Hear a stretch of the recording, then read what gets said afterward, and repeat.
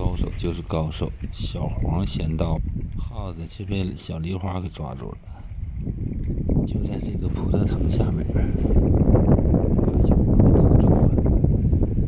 行了，赶紧跑吧！是的，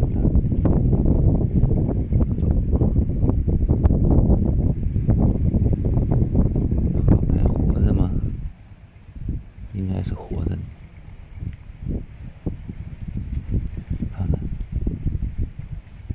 松开嘴看看，哎呀，还活着呢，活着可危险呐！要趴在小黄，那小黄就给叼跑了，